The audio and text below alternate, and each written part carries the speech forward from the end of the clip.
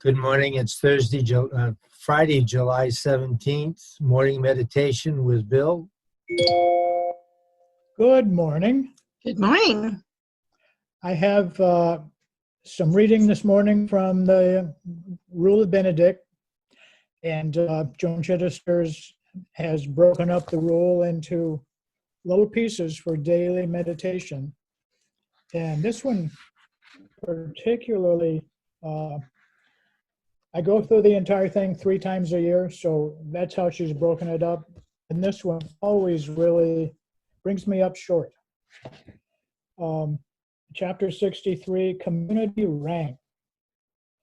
Monastics keep their rank in the monastery according to the date of their entry. And so that's from the rule, and now this is Joan's commentary. A Benedictine community is obviously a motley place. It has locals and foreigners, old and young, cleric and lay, nobles and poor, educated and illiterate, all going the same way, all intent on a life of the spirit, and all from vastly different backgrounds. All of them were conditioned to very defined expectations of privilege or oppression. Benedictine spirituality detoxifies the entire environment by putting a spotlight on the time of a person's entrance to the monastery, on the time at which they publicly began their total seeking of God, rather than on their previous status or position.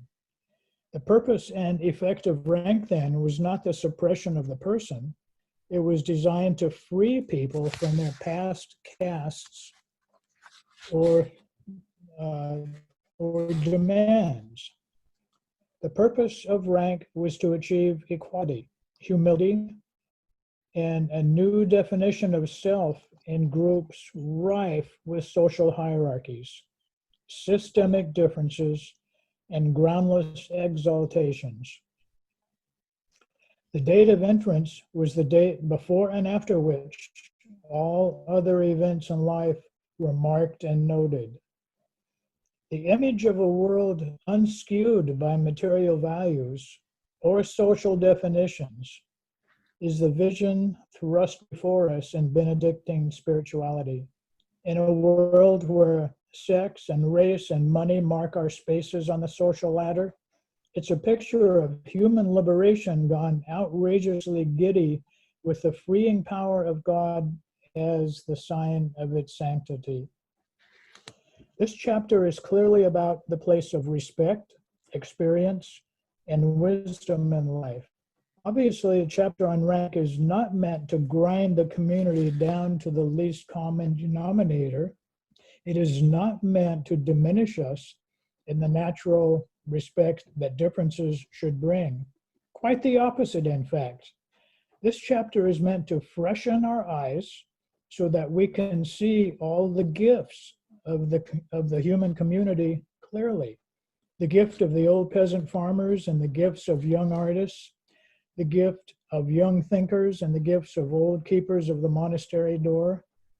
Age, the rule states, does not give us the right to dismiss the values of the young as if they were useless.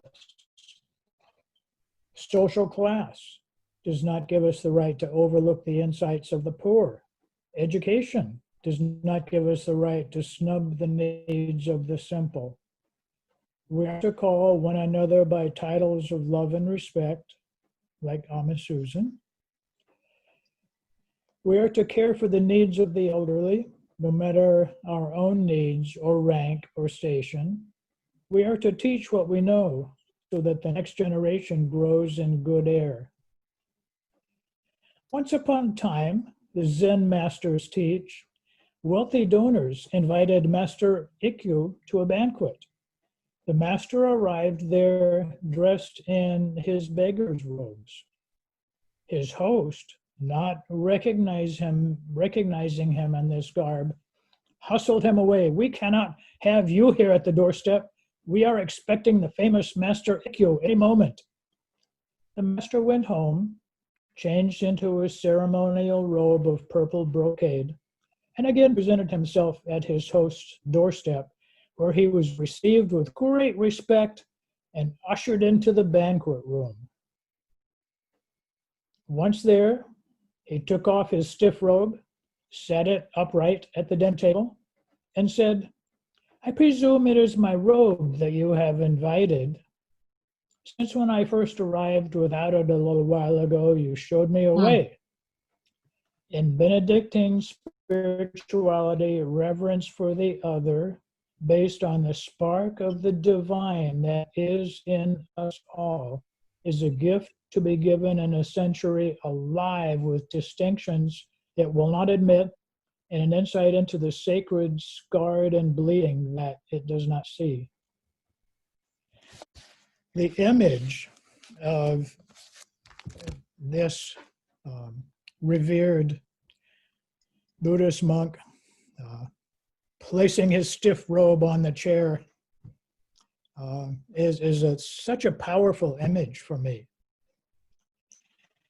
And it always brings to mind how I see anyone, any person I come across, and what assumptions I make based on what I see.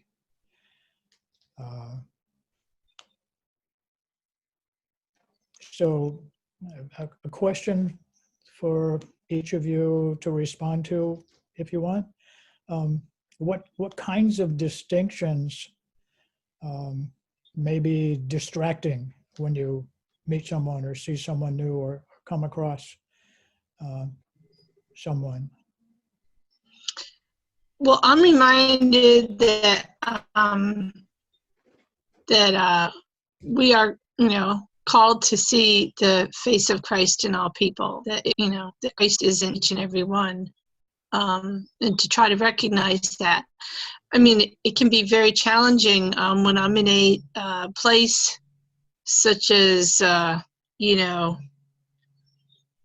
driving through a city at night that I'm unfamiliar with, that appears to have threats all around, to my rural thinking in my experience.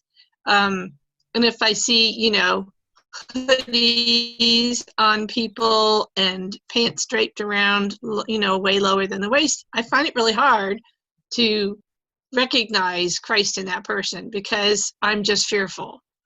So I try it, and I'm not very good at it all the time, but I do, at least I remind myself to be open to individuals, and I know I fall short. Yeah. I was shopping in Hannaford yesterday morning, and I am very careful to follow little green arrows, and there was a man that was coming the wrong way in the aisle. And I thought, all right, so I just kind of scooted by him, and I continued on shopping. I was in another aisle, and here he comes again going the wrong way. So I thought, well, I've got to say something. So I said, "Excuse me, sir, but you're going the wrong way in this aisle."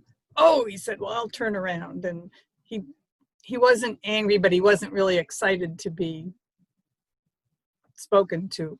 So I got home and I was telling Tom about it, and I said, I think that one of the reasons that I spoke up was that he was wearing a Plymouth State sweatshirt.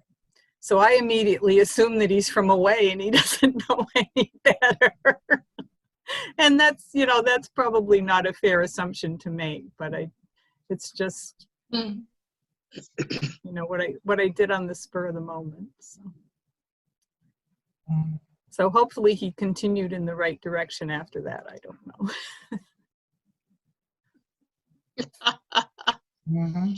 You set him on the right course. I tried. And I said to Tom, even if you're colorblind, the arrows say enter and exit on them. So if you don't know red and green, you can still read the signs. So, anyway. I'll pass this morning. One of my experiences that brought me to think about this particular reading when Sandy asked me to do this morning. My not most recent, relatively recent set of friends, Amanda and Greg, I met maybe 3 months ago. And I met Amanda first. Samantha brought her over to help me do some preparing of the studio for our new classes. And then Amanda brought Greg, her partner, the next time. Well, Greg has a beard like halfway down his chest, all gray and scraggly, long scraggly hair. And I had found out from Amanda that they make a living panhandling. They're in subsidized apartment in Livermore Falls, and they were able to get the apartment. And Greg's appearance is exactly like one would expect of a panhandler, whether standing with a sign at a stoplight or where they used to do their panhandling in the old port in Portland. And my immediate assumption is that, oh my goodness, they're good workers, they're good help here, but what's the story behind all this? Well, over the 3 months, I'll start with near the end of the story. Greg has had an awful time of rejection. He's 50 years old, rejection from family and previous relationship, a wife that totally took everything he owned when she divorced him. And as I've gotten to know him, he describes totally forgiving his family of origin, who told him he was a loser his whole life, and his wife, who essentially took everything he owned, making him homeless. He forgave them all, and he has such a peaceful demeanor about him. No resentment, no anger, no sense of anything but being free. I was really taken aback by that. And that reminded me that I had not forgiven my brother and his wife for stealing a couple $100,000 from my mother before she died. I stopped them getting the rest of it by legal means, but I had not forgiven that. Nor had I forgiven Joyce's family for mistreating her so poorly.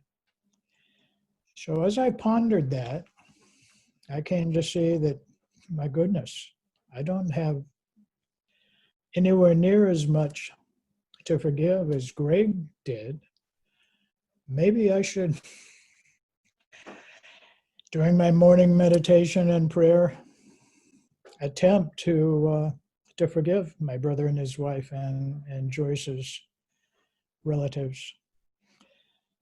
And when I did, I didn't realize at all what a weight would be lifted from my shoulders and how much at peace I felt. And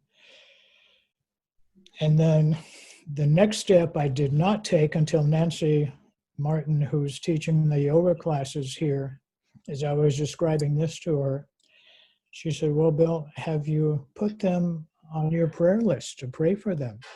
And I said, well, no. She said, well. So the next morning I put them on my prayer list, and I'm praying for health and prosperity and safety for Joyce's remaining family, and from my brother and his new wife and all of their kids and grandkids. And it feels so natural to be doing that. I don't feel like, you jerks, why did you do this? They're just an additional set of people that I'm praying for. So I feel very much freed as described in Benedict's Joan's reading this morning. So thank you for listening. Thank you, Bill. I appreciate some good things to ponder today. And certainly I appreciate having spent some time in the military, understand a little bit about rank. And of course, there's rank also in the church, so it gives me something to think about and in my own personal life. Appreciate it. Thank you. TNT, you all have a beautiful day too. And I have a Bill, closing prayer. Awesome. excellent. This closing, Tina, do you want to say something? No. This closing prayer is from a Franciscan monk who runs a center called Center for Action and Contemplation. Oh, great love, thank you for living and loving in us and through us. May all that we do flow from our deep connection with you and with all beings. Help us to become a community that vulnerably shares each other's burdens and the weight of glory. Listen to our heart's longings for the healing of our world. Knowing that you are hearing us better than we are speaking, we offer these prayers in all the holy names of God. Amen. Amen. Thank you. Good morning, all. See you later.